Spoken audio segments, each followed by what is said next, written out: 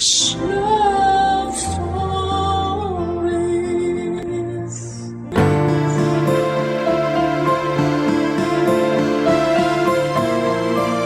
Ang pag-alis ng isang ina patungong ibang bansa ay isang desisyon na puno ng emosyon at sakripisyo. Gayunpaman, ang kanilang pagmamahal at pangarap para sa pamilya ay palaging mananatili. Ikaw, kabarangay, naranasan mo na ba ang magkaroon ng magulang na ng ibang bansa para sa iyong kinabukasan? Dear Papa Dudut, magandang araw po sa inyo at sa ating mga kabarangay. Ako nga po pala si Sheena at nais ko pong ibahagi sa inyong lahat ang kwento ko. Ako po ay only child at lumaki ako sa isang simple pero masayang pamilya kasama sina mama at papa. Maayos at puno ng pagmamahal ang childhood ko. Pero gaya ng karamihan sa mga pamilya, may mga pagkakataon din na nagkakainitan sina mama at papa. Habang lumalaki ako, nakita at naranasan ko yung mga tampuhan at away nila. Pero gayon pa man ay hindi ako nagtanim ng sama ng loob sa kanila.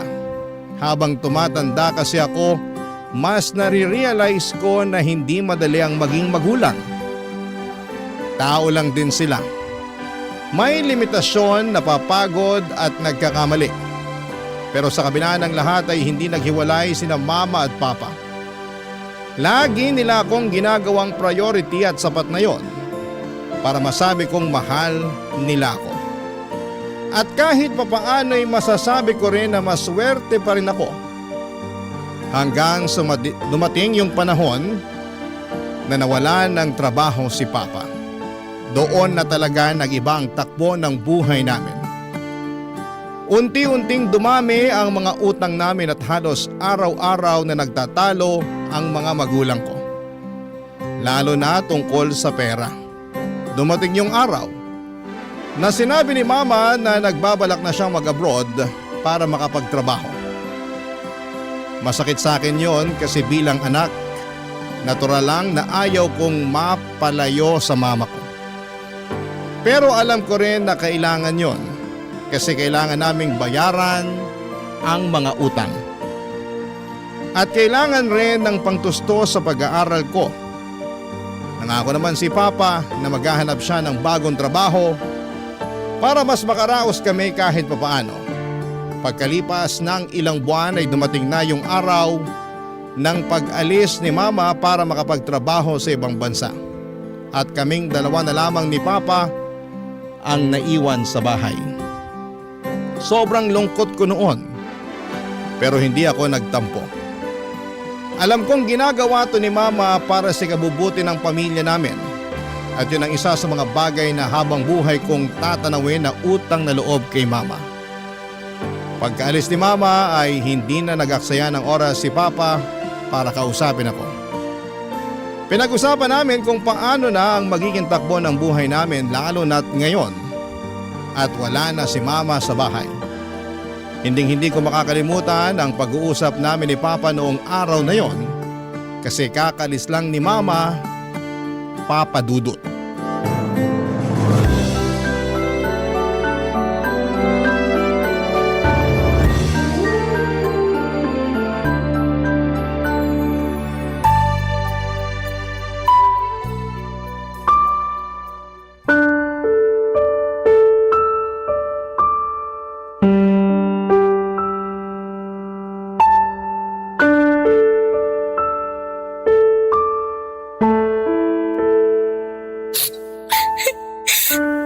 Tahan na, anak.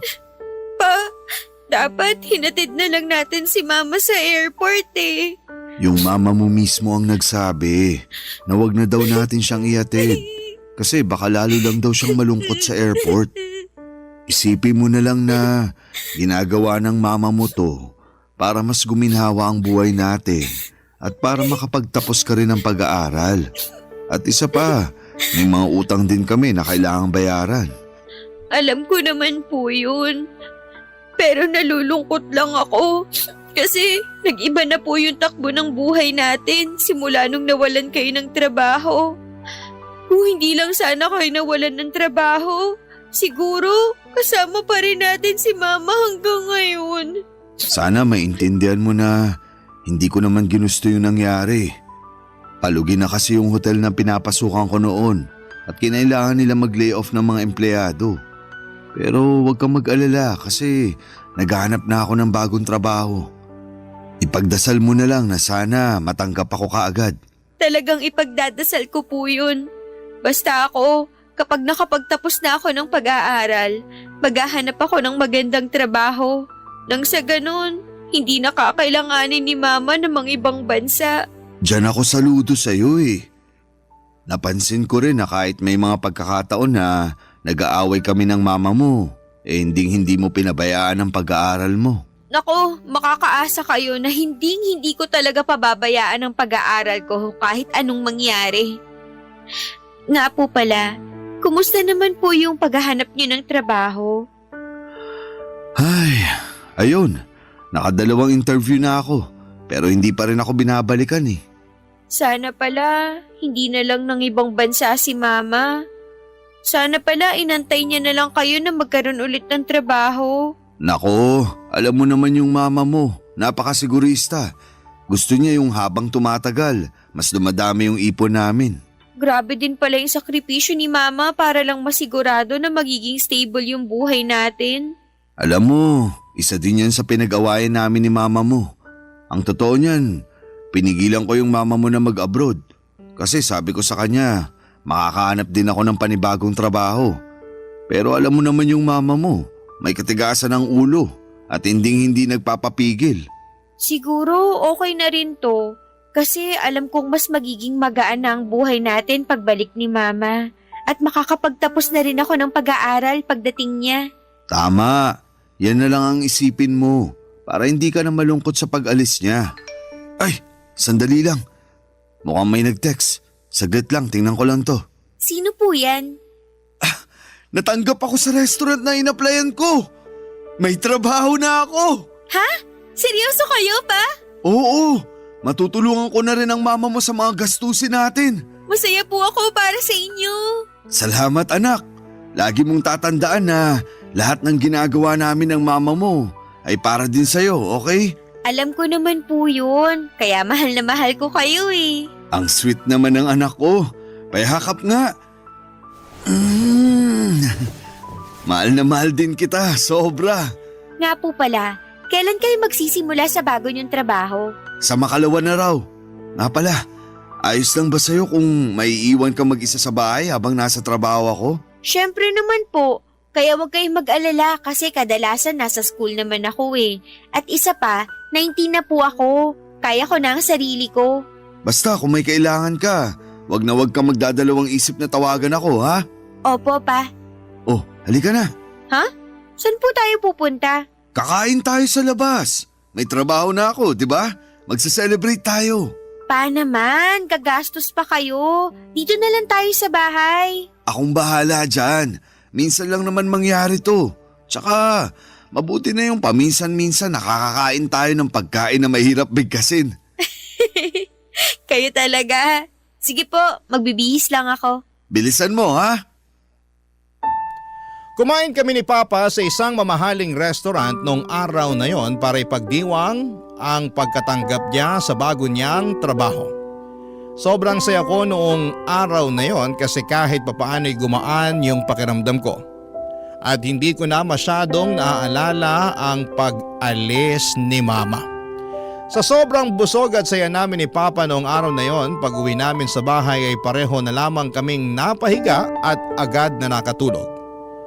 Pero syempre dumating din yung mga araw na naramdaman ko na wala na talaga si Mama kasi sobrang tahimik ng bahay at ramdam ko talaga yung puwang na iniwan ni Mama.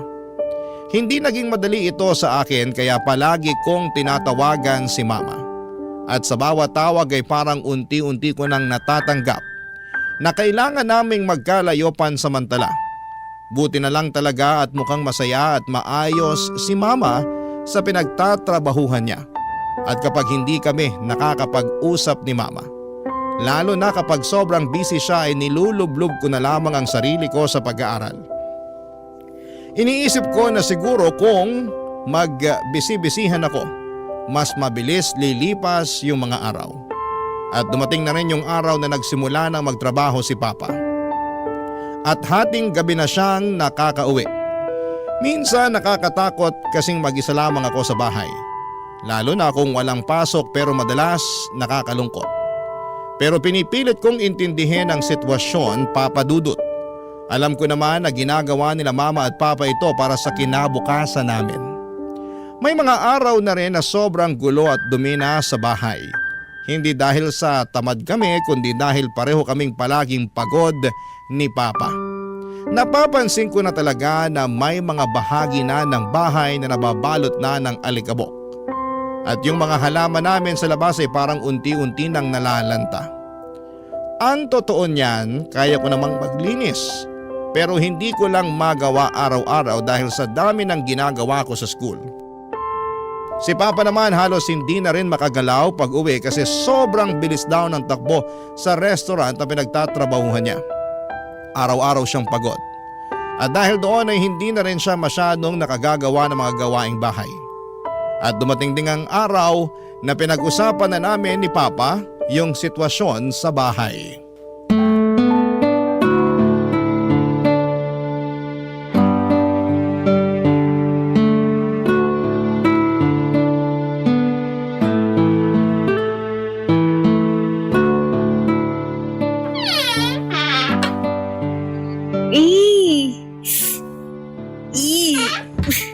Ano ba yan, Kadiri? Oh, Sheena, anak. Anong ginagawa mo dyan? Ang baho na nitong cabinet sa ilalim ng lababo. Tapos may mga bubut at ipis na nagsisilabasan. Pasensya ka na talaga kasi sobrang nakakapagod yung trabaho ko sa restaurant. Kaya yan, wala na tuloy akong oras para maglinis. Naiintindihan ko naman po kayo. Ganon din naman ako kasi malapit na po yung midterms namin. Tapos may mga projects pa po ako. Kaya yan, napapabayaan ko na tuloy itong bahay. Sa palagay ko, mas makakabuti kung kukuha tayo ng kasambahay. Ano sa tingin mo? Okay naman po sana sa akin kaso Ano? baka kasi hindi natin mapagkakatiwalaan yan. Ang hirap po kasi magtiwala sa tao na hindi naman natin kaano-ano. Baka pag nakawan lang tayo niyan. Ganito na lang. Maghahanap na lang ako ng agency tapos doon tayo kukuha ng katulong. Okay ba sa'yo yun? Sige po, mas mapapalagay tayo kung sa agency tayo kukuha ng kasambahay. Huwag ka na ring mag-alala kasi ako na din ang kakausap sa mama mo tungkol dito, ha? Makikiusap ako sa mama mo na siya na muna yung sasagot sa sahod ng magiging katulong natin. Kasi alam mo naman, kakasimula ko lang sa trabaho. Basta, mag-focus ka lang dyan sa studies mo, okay? The best talaga kayo! Nga po pala, kumusta yung bago niyong trabaho sa restaurant? Kaya pa ba? Ang totoo niyan, nag-a-adjust pa talaga ako. Iba kasi yung experience ng pagiging supervisor sa hotel at pagiging supervisor sa restaurant. Naku po, yakang-yaka niyo yan! Pa, thank you nga pala ha. Thank you saan? Thank you kasi alam kong pareho kayong nagpapakapagod ni Mama sa trabaho para sa akin. Ano ka ba? Maniwala ka sa akin. Wala akong hindi kayang gawin para sa inyo ng mama mo. Naku, naiintindihan ko na po kung bakit nahulog yung loob ni Mama sa inyo. Aba syempre naman. Pero higit sa lahat, nabudol ko yung mama mo dahil sa gwapo kong to. Nararamdaman niyo ba yun? Yung alin? Yung hangin po.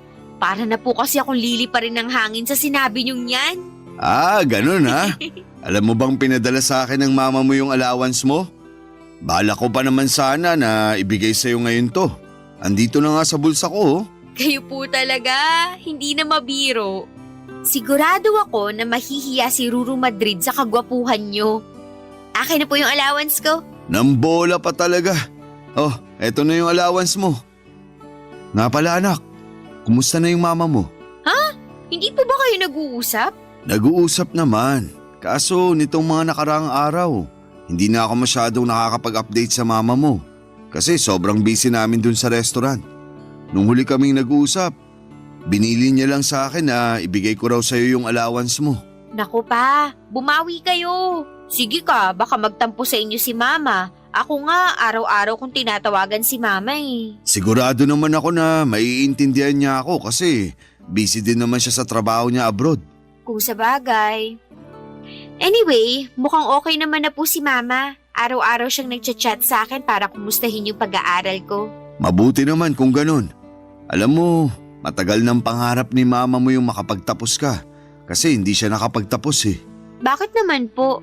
Hindi pa pala namin nakwento sa iyo yung dahilan kung bakit hindi na nakapagkoleyo yung mama mo. Hindi pa po. Ganito kasi yan. 19 years old lang yung mama mo noon at ako naman 20 years old nung nagpakasal kami. Ang totoo nga niyan, sumalangit nawa ang mga kaluluwa nila. Tutol na tutol yung lola at lolo mo sa pagmamahala namin ng mama mo. Pero talagang ipinaglaban ko yung relasyon namin. Naku po, kayo pala yung dahilan kung bakit hindi nakapagtapos si Mama eh. Nakakahiyamang aminin, pero parang gano'n na nga. Pero maayos naman ang kalagayan natin ngayon. Hindi rin naman tayo namumulubi, hindi ba?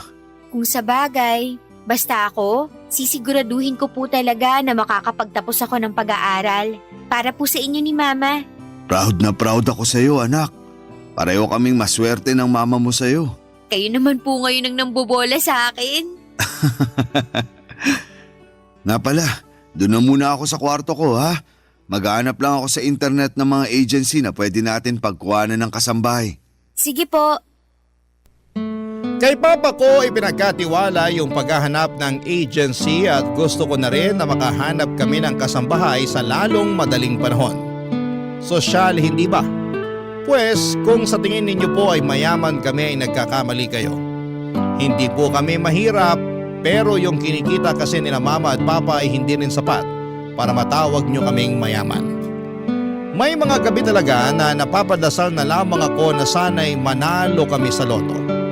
Sana yung iniisip na lang namin ay kung paano gagastusin ang napakaraming pera. Hindi kung paano pagkakasyahin ang kulang. Pero alam ko rin sa sarili ko na hindi ganong kadali ang buhay kaya sinabi ko na lamang sa sarili ko na sige lang, kapit lang. Huwag kang susuko dahil alam ko na darating din yung araw na kapag nakapagtapos na ako ay aangat din kami sa buhay. Aangat kami sa puntong hindi na kakailanganin pa na magtrabaho ni na Mama at Papa. Gusto ko na lang silang mag-retire at mag-enjoy sa buhay habang ako naman ang magtatrabaho para sa kanila. At noong mismong araw na yon ay tinawagan ko si Mama. Buti na lang at nagkatugma yung free time namin. At ang sabi ni Mama sa akin ay halos hindi na nga raw sila nakakapag-usap ni Papa. Hindi na daw kasi tugma ang schedule nila sa trabaho. Pero sinabi sa akin ni Mama na kinausap na daw siya ni Papa tungkol sa balak naming kumuha ng kasambahay at pumayag naman kaagad si Mama. Pero nakakalungkot na marinig na unti-unti nang nawawala na sila ng oras para sa isa't isa. Kaya tahimik ako nagdasal ng gabing yon. Hiningi ko kay Lord na sana'y hindi mapagod ang mga magulang ko at hindi lang sa trabaho, kundi pati na rin sa relasyon nila. Sana'y hindi mawala yung lambing, yung pag-unawa, yung pagmamahalan kahit na lubog na sila sa pagtatrabaho. Kasi sa totoo lang, sila na lang talaga ang sandigan ko. Sila Mama at Papa ang tanging inspirasyon ko kung bakit ako patuloy na nagsusumikap at nangangarap sa buhay, Papa Dudut. Barangay Love Stories. Barangay Love Stories. Dumating na rin ang araw na may nakontak na raw si Papa na magandang agency. At sa mismong araw din na yon ay may ipapadala na raw na kasambahay ang agency na tinawagan ni Papa. Ang totoo niyan, Papa Dudut, hindi pa rin ako mapakali. Ang ibig kong sabihin ay paano kung magnanakaw o may masamang balak ang makuha naming kasambahay. Ang dami kong iniisip pero pinilit ko na lamang natigilan na ang pag-overthink. Ang iniisip ko na lamang na sa wakas may makakatulong na rin sa amin ni Papa sa mga gawaing bahay. Na sa wakas ay hindi ko na kailangang tiisin yung baho at dumi ng cabinet sa ilalim ng lababo. At sa wakas ay madidiligan na ulit ang mga halaman namin at wala na rin akong makikitang alikabok at agyo sa bawat sulok ng bahay namin. At ang totoo niyan ay hindi ito ang unang pagkakataon na magkaroon ng kasambahay kasi nandito pa si Mama, siya talaga ang gumagawa ng mga gawaing bahay. Ang problema kasi hindi ko inakala na ganito pala kabisi ang buhay ng isang college student. Iba kasi nung high school, mas chill at mas manageable ang schedule ko. Kaya naman mas nakakatulong pa ako sa mga gawaing bahay. Pero sa college, halos lahat kailangan kong pagsabay-sabayin. Projects, deadlines, at requirements. Kaya na-realize ko na mas okay na rin na may kasambahay kami para mas makapag-focus na talaga ako sa pag-aaral. Napaisip nga rin po ako na sobrang swerte pala talaga ng mga Pilipino kasi balita ko mahal daw ang kumuha ng kasambahay sa ibang bansa.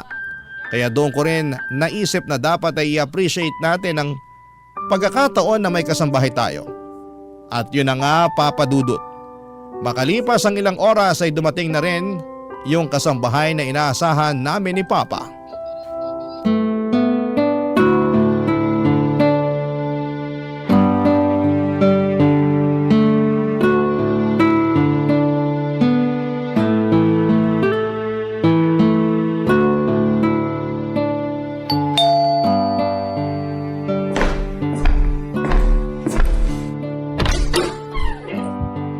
Hello? Ikaw ba yung kasambahay na pinadala ng agency?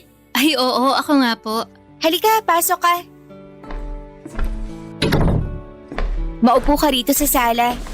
Salamat. Kayo po ba yung magiging amo ko? Ah, hindi. Anak lang ako. Ang totoo niyan, yung papa ko ang magiging amo mo. Siya rin yung kumausap doon sa agency na pinanggalingan mo. Nga pala, ako si Sheena. Hello po, Ma'am Sheena. Ako nga po pala si Celine. Nice to meet you. Ganda naman ang pangalan mo. Ay, thank you po, Ma'am. Ano ka ba? Sheena na lang. Huwag na yang ma'am. At tigilan mo na rin ang kakapo mo sa akin. Sige, Sheena. Antayin na lang natin si Papa ha. Nasa kwarto pa kasi nagbibihis. Pagpasensyahan mo na lang kasi daig pa nun yung babae kung magpalit ng damit. Maiba ako. Gaano ka nakatagal nagtatrabaho bilang kasambahay? Mag-iisang dekada na rin po. Uy, totoo? Ang tagal na rin pala. Kaya nga ang totoo niyan wala namang problema dun sa huling pamilya na pinagsilbihan ko. Kaya lang nag-migrate sila sa ibang bansa. Kaya yon, kinailangan kong umalis. Ah. Uy pa, mabuti naman at natapos na rin kayo sa wakas. Akala ko hindi na kayo lalabas eh. Ito talaga, sobrang mainipin. Ay, nga pala, Celine yan si Papa Rodolfo ko. Siya ang magiging amo mo. At pa, siya si Celine. Siya yung kasambahay na pinadala ng agency. Kakadating niya lang. Ah, hello. Hello, sir. May maliit na kwarto dun sa dulo. Yun ang magiging kwarto mo, ha? Sige po, thank you. Magpahinga ka na muna ngayon. Bukas ka na magsimula. Nakakahiya naman. Pwede naman ako magsimula ngayon. Wala namang problema sa akin yun kasi sanay naman po ako sa gawaing bahay. Nako, Celine, tama si Papa. Huwag ka nang tumanggi. Magpahinga ka na lang muna. Sige po, ma'am. Ay, ano ba yan? Di ba kakasabi ko lang sa'yo na wag mo na akong tawaging ma'am? At tigilan mo na rin yung kakapo mo sa akin. Kay Papa lang bagay yan eh. Uy, grabe ka sa akin. Para mo na rin sinasabi na matanda na ako. Bakit? Hindi po ba? Ikaw talagang bata ka. Gusto mo bang pabalikin ko na lang si Celine sa agency niya para sa'yo ko na lang ibilin yung paglilinis dun sa maduming cabinet? Ay nako, Celine. Masasanay ka na sa amin kasi ganito talaga kami mag-asara ng Papa ko. Nakakatuwa nga kayong tignan eh. O ayan, dapat ganyan lang. Wala nang po at ma'am, maliwanag. Sige, Sheena. Perfect, di ba? Parang barkada lang. Ay nako. Oh, ikaw na munang bahala dyan kay Celine, ha? Papasok na muna ako sa kwarto. Sige pa. Halika, Celine. Bibigyan kita ng panandaliang house tour. Eto nga pala yung kusina. Pagpasensyahan mo na tong kusina ha, kasi medyo marumi. Ikaw nang bahala dito bukas ha. Huwag kang mag-alala. Bukas na bukas, pakikintabin ko tong kusina nyo. Ay, salamat naman. Alam mo ba, na hate ko talaga yung maglinis ng kusina. Mabuti na nga lang talaga at nandito ka na. Halika, may papakita pa ako sa'yo. Tapos, ito naman yung laundry area. Ayan, dyan ka maglalaba. Maganda yung laundry area nyo ang laki. Bukas sa bukas, sisimulan ko na rin ang paglalaba. Hulog ka talaga ng langit. Dito naman tayo. Tapos yan yung maliit namin na garden. Uy, pasuyo na lang ako sa mga halaman dyan ha. Karamihan dyan halos hindi pa nga nadidiligan kasi sobrang busy namin ni Papa. Ako na bahala dyan. Ay, oo nga pala, bago ko makalimutan. Pahingi ako ng number mo para makontak ka namin kung sakaling wala kami ni Papa dito sa bahay. Eto yung cellphone ko, pakisave na lang yung number mo dyan. Sige. 0926. Ayan, nasave ko na. Perfect! Ako na rin ang magbibigay kay Papa nitong number mo. Sige na, pumasok ka na dun sa kwarto mo. Magpahinga ka na muna. Papadudod hang ako kay Celine na mga panahon na yon. Maayos niyang nagagawa lahat ng mga gawaing bahay mula sa paglilinis, pagluluto, paglalaba hanggang sa mga maliliit na bagay na minsan nakakalimutan na naming bigyan ng pansin. Wala akong masabi pagdating sa kalidad ng trabaho niya. Kasi talagang maayos at maasikaso siya. Hindi rin siya nagdadalawang isip tuwing may ipapagawa kami sa kanya. Kahit minsan ay sabay-sabay pa yon, kaya niya talagang pagsabay-sabayin nang hindi nagrereklamo. Siguro ay nakakatulong din na bata pa siya. Parang nasa late 20s pa lamang yung edad niya. Kaya may lakas pa at hindi siya kaagad napapagod. Isa pa sa mga pinaka na-appreciate ko kay Celine ay ang pagiging trustworthy niya. Sa tuwing wala kami ni Papa sa bahay, panatag ang loob namin. Walang nawawalang gamit at tuwing umuuwi kami ay maayos ang lahat. Malinis ang bahay, nakahain na ang pagkain at alam niya na kaagad ang gagawin kahit na hindi mo na siya utusan. Kaya kahit papaano ay gumagaan din ang buhay namin dahil sa tulong niya. Lumipas nga mga buwan at naging consistent naman ang performance ni Celine. Tahimik lamang siya, hindi madaldal pero kapag kinakausap mo, maayos naman siyang sumasagot at magaling din. Wala kaming naging issue sa kanya kaya siguro'y naging kampante rin kami sa presensya niya sa bahay. Pero isang araw, noong nagpaalam ako kay Papa na mag-overnight ako sa bahay ng kaklase ko para gumawa ng group project. At habang naghahanda ako ng mga dadalhin kong gamit ay napansin ko na nawawala yung flash drive ko. Sobrang importante po noong flash drive na yon kasi doon nakalagay lahat ng mahalagang files ko para sa school. Kaya naman nagpanik na ako at hinalughog ko talaga ang bahay para lamang mahanap yung flash drive ko na yon, papadudot.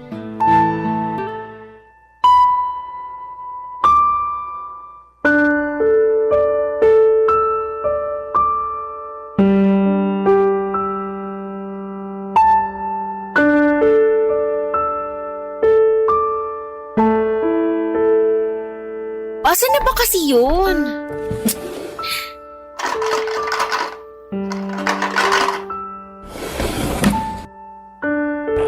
Nak, papasok ako ha. Oh, anong problema? Ba't di ka mapakali dyan? Yung flash drive ko po kasi nawawala eh. Saan ko ba kasi nailagay yun? Huwag mo nang problemahin yun. Ibibili na lang kita ng bago. Hindi naman kasi yung flash drive yung pinoproblema ko eh. Yung pinoproblema ko, yung laman ng flash drive na yun. Grades ko sa school ang nakasalalay dito. Ikaw naman kasi. Alam mo naman pala na importante yun. Pero hindi mo pa rin iningatan. Nako pa, mamaya nyo na ako sermonan. Tulungan nyo na lang kaya ako. Celine, halika nga rito. Pambihira ka talagang bata ka. Bakit sir? Ano po yun? May napansin ka bang flash drive dito sa bahay? Ha? Flash drive, yung maliit na sinasaksak sa computer. Wala. Wala akong napapansin na ganyan dito sa bahay. Celine, tulungan mo na nga lang siya sa paghanap ng flash drive niya. Sige po, susubukan kong hanapin sa sala. Check mo kaya yung bag mo. Tapos na po, wala doon. Nakakainis naman eh. Kumalma ka nga. Hinga ng malalim. Baka mamaya nasa bulsa mo lang pala. bulsa. Ay, alam ko na! Oh, bakit? Dala-dala ko nga pala yung flash drive na yun sa school nung isang araw. Nilagay ko yun sa bulsa ng pantalon na sinuot ko. Hala, Oh, ano na naman? baka nalaban na ni Celine yung pantalon ko na yun. Kumalma ka. Puntahan mo na si Celine sa sala. Magtanong ka muna bago ka magwala. Celine! Sandali lang! Hindi ko pa rin nahahanap yung flash drive mo dito sa sala. Yung pantalon na sinuot ko nung isang araw, nalaban mo na ba? Hindi pa. Ay, salamat. Saan mo nilagay yun? Nasa laundry area. Nakatambak kasama ng ibang mga maruruming damit. Bakit? Yung flash drive ko kasi pakiramdam ko nandun. Ay, check ko lang ha. Eto yung laundry basket. Asan na ba yun? Ayan! Ay, sa wakas nahanap din kita. Oh, ano? Nahanap mo na ba? Opo, nasa loob nga ng pantalon ko. Mabuti na lang talaga at hindi pa nalalabhan to ni Celine. Sabi ko naman sa'yo, di ba? Ilagay mo na ulit sa laundry basket yung mga pinagkakakalat mo dyan. Doon lang ako sa sala. Sabihin ko kay Celine na nahanap mo na yung flash drive mo. Sige, ako na po ang bahala rito. Ang baho ng mga damit ni Papa. Kadiri. Mga lalaki talaga, kahit kailan dugyot. Sandali lang. Ano to? Parang papel. Hala, may naiwan atang pera si Papa dito. Matingnan nga. Ha? Resibo ng motel to ah. Pa, Oh, anak. Naayos mo na ba yung mga damit na pinagkakakalat mo? mukhang kayo ang may kailangang ayusin. Celine, umalis ka na muna dito. Iwan mo muna kami ni Papa. Sige. May problema ba? Paano to? Bakit may resibo kayo ng motel ha? Ano? Saan mo naman nahanap yan? Nakita ko sa bulsa ng shorts nyo. Wala yan, anak. May isang beses kasi sa trabaho na napagod ako. Kaya napagpasyahan ko na mag-check-in muna sa motel. Siguraduhin nyo lang po na nagsasabi kayo ng totoo. Madalang na nga lang kayo mag-update kay Mama, tapos lolokohin nyo pa siya? Hindi po nagpapakahirap si Mama sa ibang bansa para lokohin nyo. Makapagsalita ka naman. Yung mama mo lang ba yung nagpapakahirap? Akala mo ba hindi ako nahihirapan sa pagtatrabaho? Oo, siguro nga. Mas malaki yung sahod ng mama mo kaysa sa sinasahod ko sa restaurant. Pero wag mo naman sana ako maliitin. Hindi po sa ganun yun. Yung sa akin lang naman ay sana hindi nyo pinagtataksilan si Mama. Wala akong ginagawang masama. Maniwala ka. Siguraduhin nyo lang po. Kasi hindi ko po kayo mapapatawad kapag nalaman ko na may ginagawa kayong kalokohan. Hindi na po ako natuloy sa bahay ng kaibigan ko noong araw na yon. Kasi hindi ko pa rin kayang mag-move on sa natuklasan ko na pumunta pala si Papa sa isang motel. Sobrang nakakapanlumo po talaga, Papa Dudut, at hindi ko maiwasang magduda. Kasi sino ba naman ang pumupunta ng motel para matulog lang? Matapos yung usapan namin ni Papa ay nagkaroon na ng ilangan sa pagitan namin ni Papa. May kailangan ako kay Papa, kay Celine ko palaging pinadadaan at ganon din si Papa.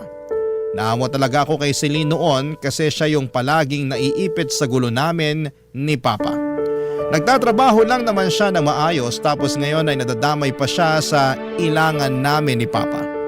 Nagdalawang isip din po ako kung igakwento ko kay Mama yung tungkol sa resibo ng motel.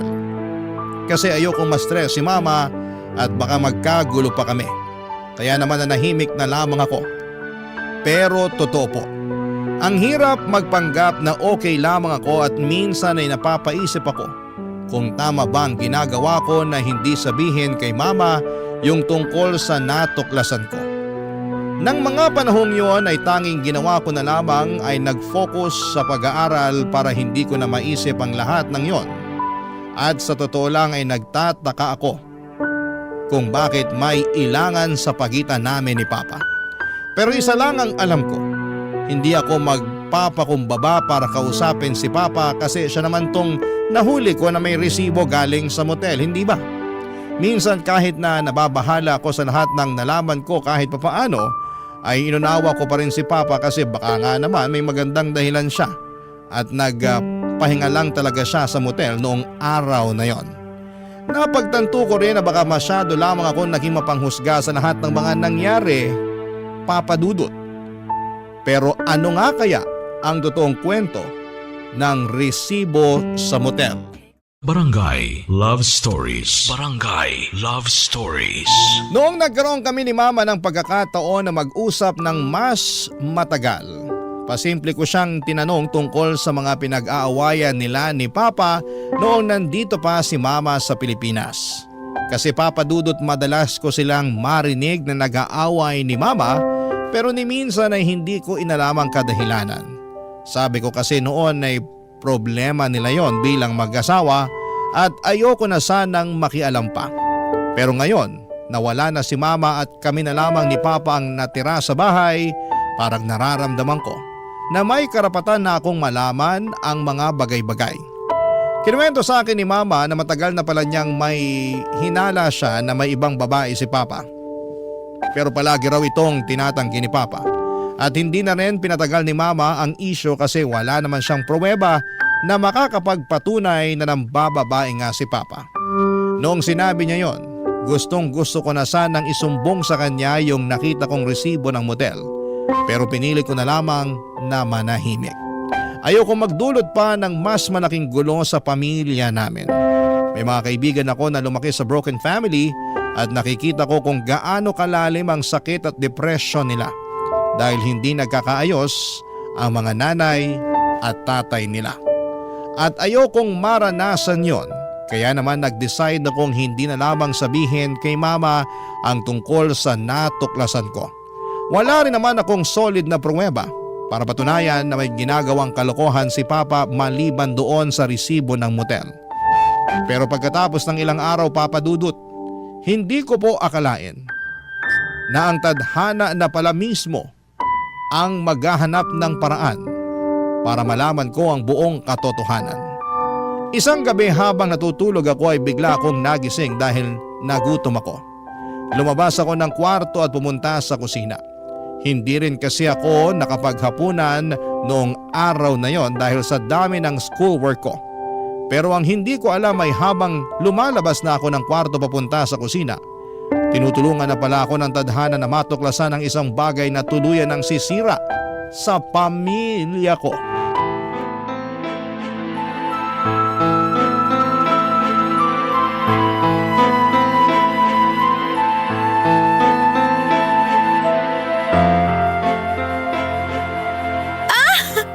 May kiliti ako dyan, ano ba? Wala kang magagawa kasi paliligayain kita ngayong gabi. Teka lang, paano si Sheena? Huwag kang mag-alala. Tulog na yun. Napagod sa dami ng projects niya. Perfect! Akong bahala sa'yo. Anong ibig sabihin nito? Walang yakang babae ka? Aray, Sheena, mukha mo! tumigil ka! Pinagkatiwalaan ka Wala namin! kaming ginagawang masama. Huwag mo akong gawing tanga pa! Dinig na dinig ko sa labas yung paglalandian nyo! Anak, magpapaliwanag ako. Sige, ngayon nyo itanggi na wala kayong ginagawang kabulastugan. Grabe, napakawalang iya nyo! Hindi nagpapakapagod si Mama sa ibang bansa para lang pagtaksilan nyo! Palagi mo na lang pinaparamdam sa akin na mas malaki yung naaambag ng mama mo sa pamamahay na to. Na mas may pakinabang yung mama mo kaysa sa akin. Hindi ko ginusto na mawala ng trabaho sa hotel. Akala mo ba madali sa akin tanggapin yung mas malaki pa yung naiaambag ng mama mo sa pamamahay na to kaysa sa akin? Isang malaking kahihiyan sa akin yon bilang ama mo. Hindi ko gusto yung pakiramdam na nakatunga nga lang ako kasi ayaw kitang bigyan ng oportunidad na iparamdam sa akin na inutil ako. Sandali lang, nakatunga nga. Akala ko ba may trabaho kayo sa restaurant? Wala yun. Nabigla lang ako sa sinabi ko. Utang na loob! Alam ko nagsisinungaling kayo! Ganyan na ganyan yung mukha nyo nung nalaman ko yung tungkol sa resibo ng motel. Rodolfo, sabihin mo na lang sa batang yan ang totoo. Manahimik ka! Hindi kita kinakausap! Napakabastos mo talaga. Wala kang modo sa mga nakakatanda sa'yo. Ang kapal din naman pala talaga ng mukha mo. Ikaw pa tong may gana ngayon na magtapang-tapangan? Kung ano ang kinaganda ng pangalan mo, yun ang kinapangit ang ugali mo. Ahas ka! Sumusobra ka na! Tumigil na kayo! Oo na! Inaamin ko na! Hindi pa ako nakakapaghanap ng bagong trabaho simula nung natanggal ako sa hotel. Ano pang tinatago niyo sa akin, ha? Matagal na kami magkakilala ng papa mo. Ano? Celine! Wala nang dahilan para itago natin sa kanyang katotohanan. Total, nagwawala na naman siya. Sasabihin ko na sa kanya ang totoo para manahimik na siya. Oo, katrabaho ko ang papa mo sa hotel noon. Ang totoo nga niyan, ideya ng papa mo ang lahat ng to. Siyang nakaisip na pagpanggapin akong katulong nyo. So ano, masaya ka na? Wala kayong kasing sama. Magsama kayo sa impyerno.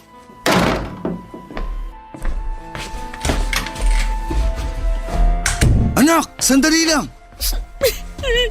Kukunin ko ng mga gamit ko at lalayas na ako sa bahay na to. Sasabihin ko na rin kay Mama lahat-lahat ng mga nalalaman ko. Nagmamakaawa ako sa'yo. Sana wag nang makarating to sa mama mo, please. Hindi mo naman siguro gugustuhin na magkawatak-watak ang pamilya natin, di ba? Please lang, nakikiusap ako sa'yo bilang tatay mo. Tatay? Maraming lalaki ang pwedeng maging tatay. Pero hindi lahat ng lalaki ay may kakayahang magpakama. Nung nag-abroad si Mama, sinamantala mo yun para ipasok sa buhay natin yung kabit mo. At talagang pinagpanggap niyo pa siyang katulong natin. At malamang, pera din ni Mama ang ginagamit niyo para dyan sa kabit mo. Wala kayong kasing sama.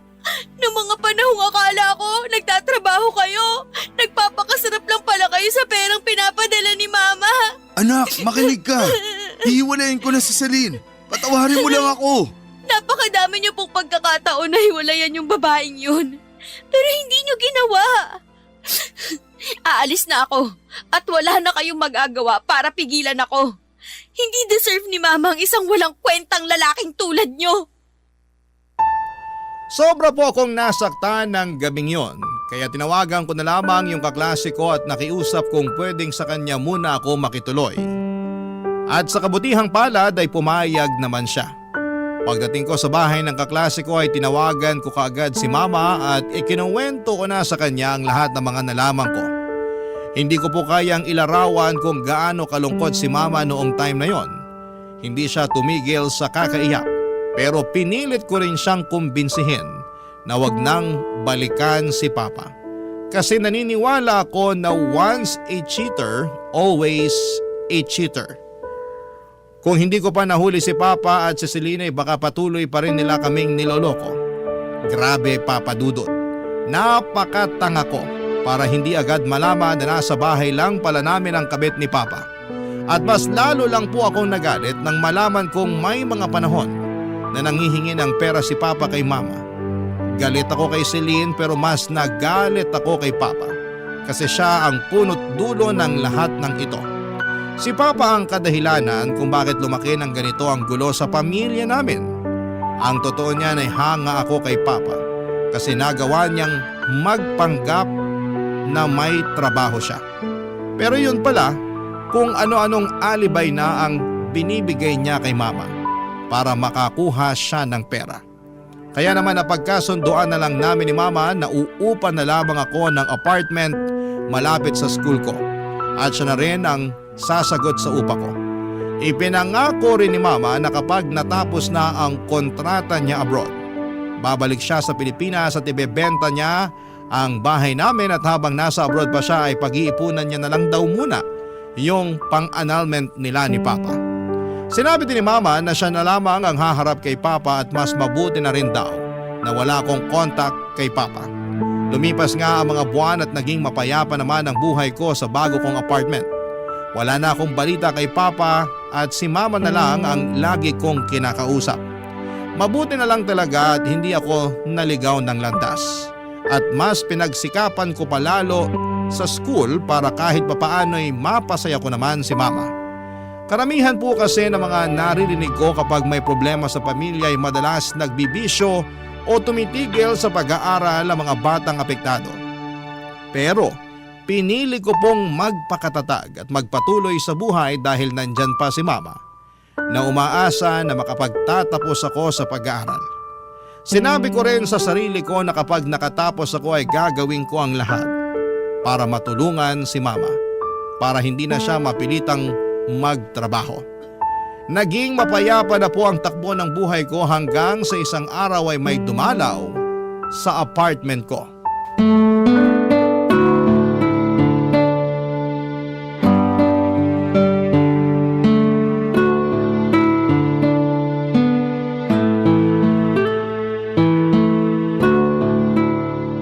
Syempre naman, Ma.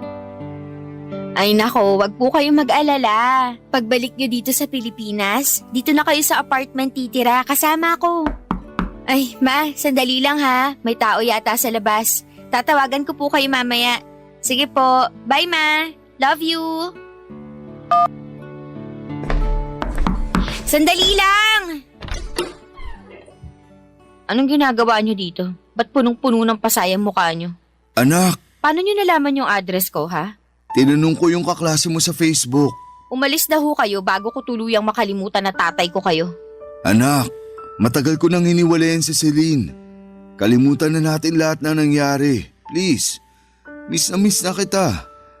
Please naman anak, bigyan mo naman ako ng second chance. Yung second chance, para yun sa mga tao na nagkamali pa.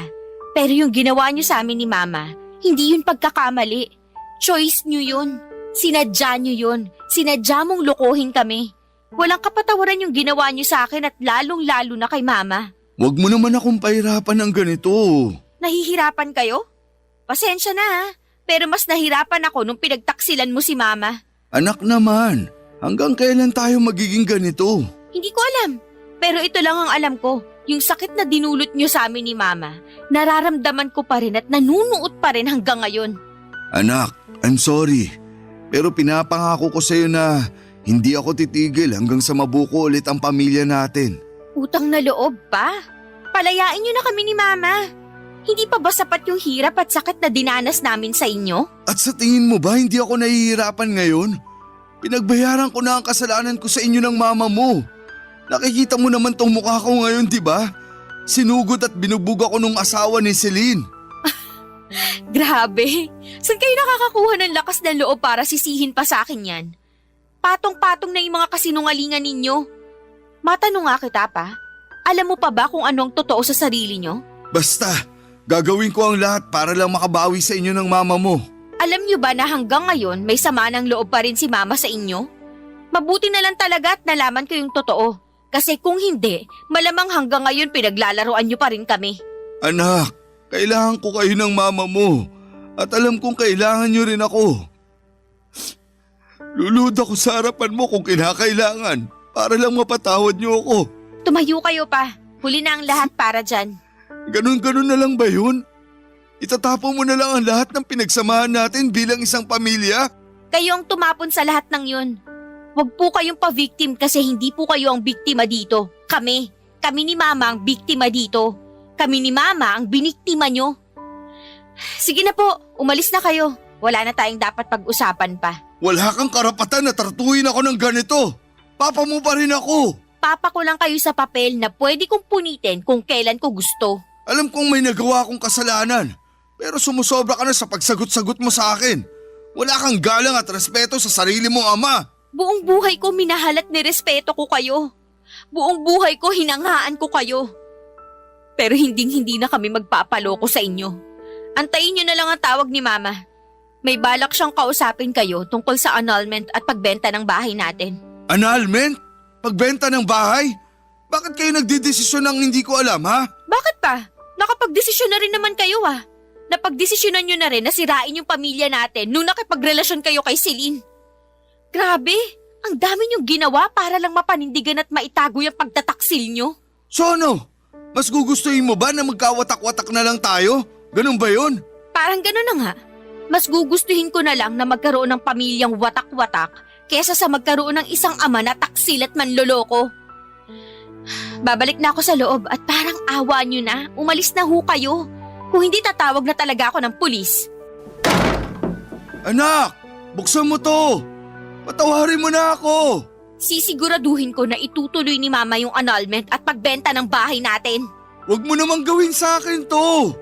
Parang awa mo na, buksan mo to. Umalis ka na, Pa. Kung kayo rin lang naman ang magiging papa ko, mas mabuti nang wala na akong ama.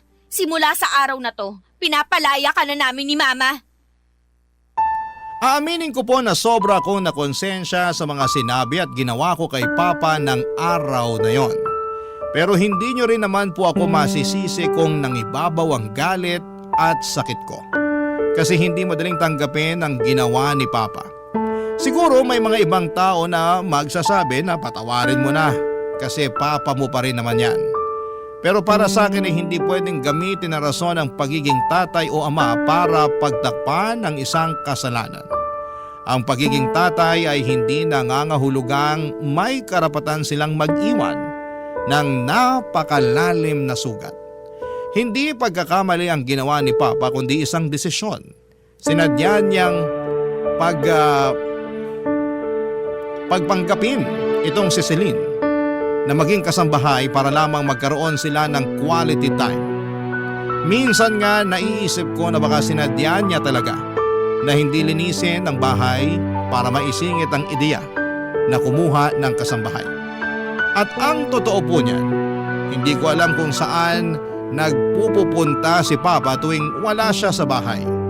At ang totoo niyan ay wala na akong balak alamin yan kasi hanggang ngayon nanggigigil at nanggagalaiti pa rin ako tuwing naalala ko ang mga ginawa ni Papa at kung paano niya kaming pinagmukhang tanga at pinaikot ni Mama. Tuluyan ko nang pinutol ang ugnayan ko kay Papa, blina ko na po siya sa mga social media at pagkatapos ng araw na yon ay hindi na siya nagpakita o nagtry na makipag-communicate sa akin. Napaisip ako na ang dali niya namang sumuko kaya mas lalo ko na lamang nararamdaman na tama ang naging desisyon ko na tuluyan nang tanggalin si Papa sa buhay ko. Pero sa totoo lang, hindi ko pinagsisisihan yon kasi yon ang nagbigay sa akin ng peace of mind. Lumipas ang ilang taon at nakagraduate na rin po ako at sa wakas ay sobrang saya ko kasi nakabalik na si Mama sa Pilipinas. At nakahabol pa siya sa graduation ko. At doon ko na rin pinatuloy si Mama sa apartment na inuupahan namin. At pagkatapos ng ilang araw ay nakipag-ugnayan na si Mama kay Papa. And eventually pumayag na rin si Papa na ituloy yung annulment at pagbenta ng bahay kasi may iba pa palang babae si Papa. At may anak na rin sila. Sobrang babaero ni Papa at mas lalo niyang pinatunayan na hindi siya karapat-dapat na maging parte ng buhay namin. Kinalaunan ay nag-grant ang annulment at naibenta na rin po ang dati naming bahay at ginamit namin ni Mama ang pinagbentahan ng bahay para bumili ng maliit na kondo at hanggang ngayon ay napapakinabangan pa rin namin ang kondo na binili namin.